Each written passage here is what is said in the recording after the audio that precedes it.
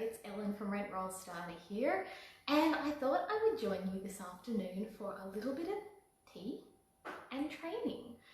So before we get started, there's a couple of things I want to do. I need to check that I am live and you can see and hear me. If those of you who come to any of my live trainings usually, you know that I always check. So I'm going to do that very quickly.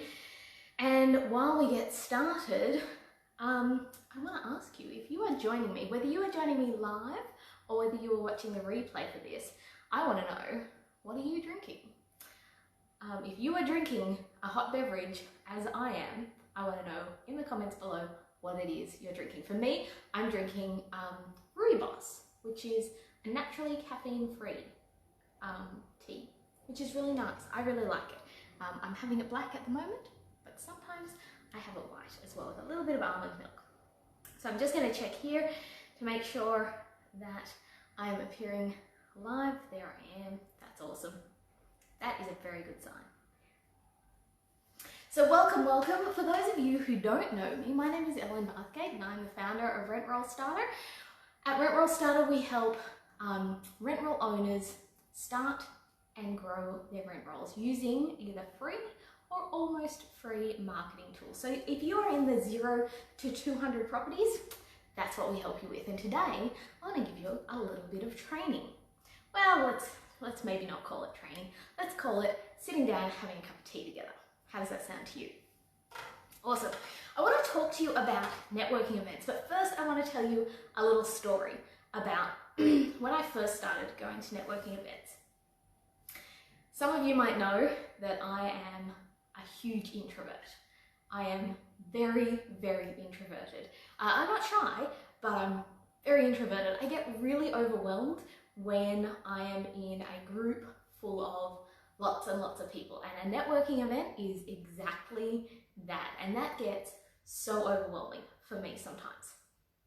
Got to tell you about one of the first networking events I went to. It wasn't the first, it was probably the second or third. So once I'd had one or two goes at going to networking events and I realized that I found them quite intimidating, I remember getting up really early to go to a networking event, and I'm not a morning person at the best of times, and this was a really early breakfast networking event with property professionals in my area.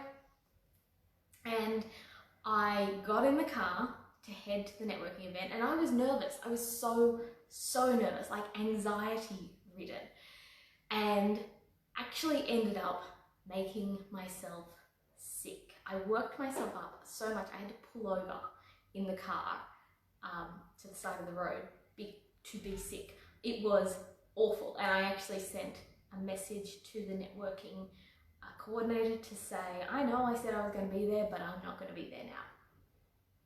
And it made me realize that networking events are so powerful, especially when it comes to building your rent roll. However, they can be a little bit terrifying, and if you are an introvert like me, then you know that they can be so terrifying. And also, the other side of it is, they feel like a really big investment in terms of an energetic investment. If you're an introvert, you know what I mean? You're exhausted by the end of it. If you're an extrovert, you probably love them. So you're probably not going to relate to what I'm saying, but that's okay. You probably still learn some stuff from the tips I'm going to share with you. But I found them really exhausting. And I realized that I wanted to keep going to them because the contacts that I developed inside the industry and inside those networking events were just golden. So if you get the chance to be involved in a networking group, get into it. Like, the opportunities in there are just golden. However, I hated getting up really early. I found it really overwhelming to just walk into a room full of people that I didn't know. And also I found that although I made lots of really great connections, I wasn't always getting leads out of these people. So I want to step you through a little bit of a strategy that I came up with to help me get more leads from networking events, and also just to make the networking itself that little bit easier, especially if you are an introvert. So I have some notes. That's what I'm going to refer to.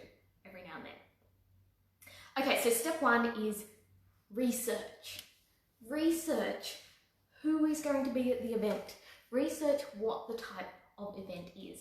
If it's a BNI networking group, then you can probably get lots of information about who's going to be there, and you'll also be aware that there's only going to be one person from each category inside a BNI group.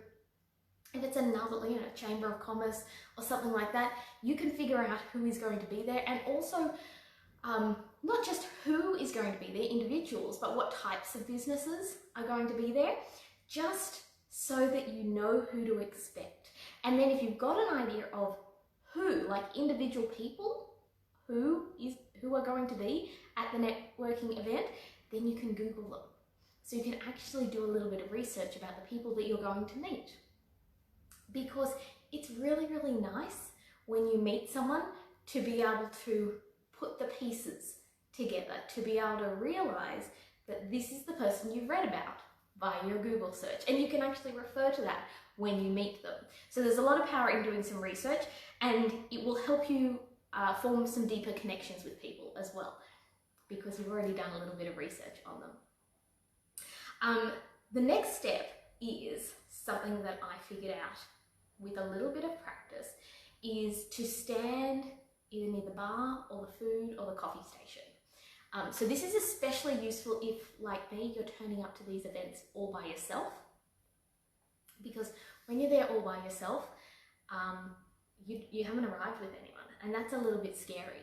So if you can stand near the bar or the food or the coffee, then you are going to catch people's eye as they come away from the bar. So most people, when they arrive at a networking event, will head straight to the bar or the coffee station or the food station, because that's a more obvious place to gravitate towards, especially if you're all by yourself and you're not quite sure what to do next.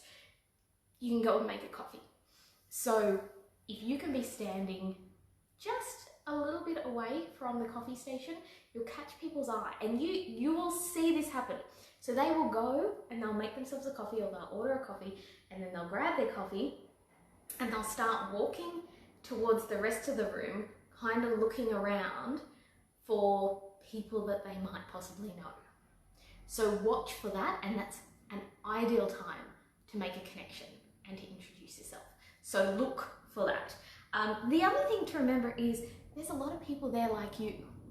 So if you are there at a networking event all by yourself, then you are not going to be the only one. So you can be someone at a networking event that makes people feel that little bit more comfortable. You can kind of rescue them as they're feeling lonely as well. Now, before we go on to step 3, those of you who are joining us live, we're talking about how to get more landlord leads out of networking events, and also as an introvert, how to make the most out of networking events. So if you're just joining us, that's what we're talking about now. Step 3 is to look for loners. So people like you who are all by themselves, who are perhaps standing around the edges of the room with their back to the wall, and they are there by themselves, just like you. And this is what I do. When I go up to those people, I tell them exactly what I'm doing. I will just walk up and go, "Hi, my name's Ellen. I saw you standing by yourself. I just thought I'd come over and have a chat." And I've used this quite a few times, and it is so surprisingly effective, because the person that you've just come over is kind of grateful to you for rescuing them from standing all by themselves. So you can be a little bit of a hero when it comes to rescuing people who are also all by themselves. And it achieves two things. It creates connection and you get to know somebody else, but also you're doing a nice thing for the person who is also standing by themselves. And it's totally okay just to say, "I'm here by myself as well. I just thought I'd come and say hi." I've done this quite a few times, and the look of gratitude that you get from the person who you've gone up to is quite remarkable. I think people don't expect it, so it's really nice for them to just have someone that they don't know come out of the blue to rescue them. Now I'm going to have a quick sip of my tea before we move on to step 4. Step 4 is talking about them. I know that when we're at a networking event, we're really wanting to grow our rent rolls. We're really wanting to get landlord leads. But the funny thing is, most of our favourite topics are ourselves. And if you remember that about the people you're talking to at the networking event, you'll remember that their favourite topic is probably them as well. And if you are genuinely interested and asking about them, you are going to be more memorable, because they will walk away from the conversation going, oh my goodness, I just met this lovely person. And their experience of you is largely based on the fact that they got to talk about themselves. So make sure you're giving them lots of opportunity to talk about themselves and show genuine interest. It's not okay to be fake interested. People see through that. So I think when you're going to a networking event, you need to be there with a genuine curiosity, a genuine interest in getting to know other business owners in the area, because I think people see through it when you're not being genuine. I think people know when you're just asking questions for the sake of asking questions, but you're not really listening for the answers, or you're not looking for common interests or common themes, or you're not really paying attention properly. I think people can see through that. So don't ask the question if you're not genuinely interested, but learn to be genuinely interested. It will serve you so well. Step 5 is all about follow-up, because you'll do a lot of business card exchanging at a networking event. Actually, I've got a bit of a trick with business cards. I'll come back to that though. So you'll do a fair bit of business card exchanging. And it's not really enough to just throw the business cards in a pile on your desk, or do what I have been known to do and tie a hair elastic band around them and then pop them in a drawer. That's not cool. You're not going to further your relationships with those people if that's what you do with them. You really need to follow up. Now, I have a favorite tool for doing this. I'm actually going to throw it in the comment section below. My favorite tool for follow-up is an app called Bonjoro. Video for follow-ups. I'm going to throw this in the comment section right now so that you can download it too. It's a little app. Give me 2 seconds. Okay, I think that worked. So it's a little app that you can download to your Android or your iPhone, or you can just use on your desktop, and it allows you to send little video messages that are embedded in an email. So the deliverability of the email is better, and you can have a call to action in the video itself as well. So I put a link in the comment section below. Go download it. You can get a free version and have a little play with it and see what you think. But this is a really cool way of connecting with people and continuing to follow them up. So you might whip out your phone, download the app Bonjoro, which is linked below, and then send a personal message to each of the people that you've taken business cards from. Now, I always think it is wise to remember and reference something they said in your conversation. Now, if you have a terrible memory, it's okay to write notes. So if you're having a conversation with another business owner at a networking event and they mention something they're doing on the weekend, kids' soccer game on the weekend, then it's ideal to mention that in the video that you reference. So, you know, hi, it's Ellen from Rent Roll Starter here. It was also awesome to meet you at the Chamber of Commerce event last night. I'd love to organise to catch up with you for a coffee to discuss these 2 things that we talked about. Also, I hope your son has a great soccer game on the weekend. Something to let them know that you remembered, and if you didn't remember, something to let them know that you bothered to write it down on their business card. Because while we don't necessarily expect that everyone will remember everything about us, there's something to be said for someone who does. Someone who does remember the little things that we spoke about in a networking event, especially if it's something that's of significance to that person. So whether it's a family event or there's something that they've got going on in their business soon, just the fact that you bothered to remember it. And if you couldn't remember it, that you knew that you don't have a great memory, but you bothered to write it on their business card. That means the world to people.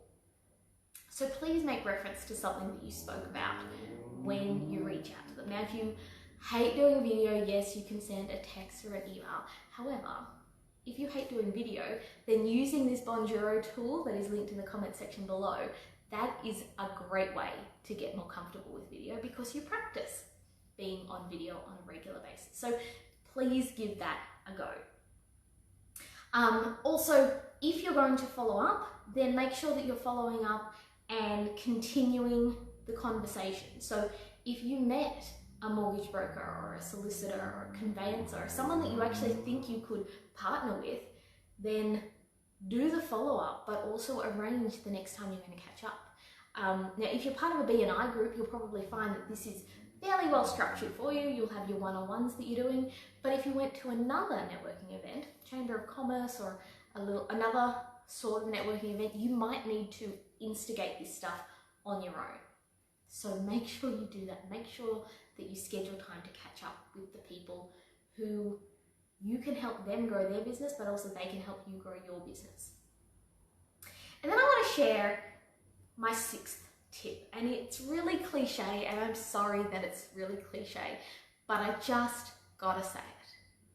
Just be you. I know that it is cliche to say, be authentic, just be the real you. You know, that's authenticity is just thrown around so often in a digital world. But there's actually value in doing it. Like, I know that it might seem cliche to just be yourself, but you just gotta be yourself. People might not identify that you're being fake, but they'll get a weird feeling about you if you are. If you're being you and you are being natural, people pick up on that. So there's value in being at a networking event and being yourself. Now, you might have your professional self and your after hours self, and it's okay to kind of have different versions of you because, you know, you might choose to use particular language when you're at work and maybe other language when you're at home, and that's okay. But just be you, because you'll find that if you're wanting to develop real connections with other businesses in your marketplace who can provide leads to you, you will firm up and solidify those relationships more when you are yourself. And because you are going to follow these people up after, remember step 5 is following them up, because you're going to follow them up, there's opportunity for you to continue to be yourself. And if you're not yourself at the networking event, but then you send a video using the Bonjoro app I've mentioned, then that it's not going to seem right, because you'll have seemed one way at the networking event, but a different way on your video. So it's just important to just be you. Now, if you want other ideas on how to grow your rent roll beyond the networking event, which a networking event is so incredibly amazing, but if you want some other ideas, then be sure to download my guide on 3 ways to grow your rent roll. You can download that at rentrollstarter.com/3 ways. I will link that in the comment section below. But in the meantime, I want you to go and check the blog article above. I've linked the blog article above that outlines these 6 steps. I want you to get into that and get familiar with it. And if you're watching the replay of this, I want you to comment below and let me know, are you involved in a networking group yet? And if you're not, is it time to start looking for one? Anyway, that's it for me today. Today has been Ellen at doing tea and training. So I hope you've had a wonderful time, whether you've joined me live or whether you're watching the replay. I hope you've managed to learn something or even just remind yourself of something, because Probably a lot of these things are things you already know, but sometimes we just need to hear them a couple of times before we implement it. So comment below, let me know what drink you are drinking while you're watching this replay, and let me know, are you in a networking event yet? Are you in a networking group? I want to know. All right, that's it from me. Have a wonderful rest of the week, and I look forward to seeing you soon. Bye for now.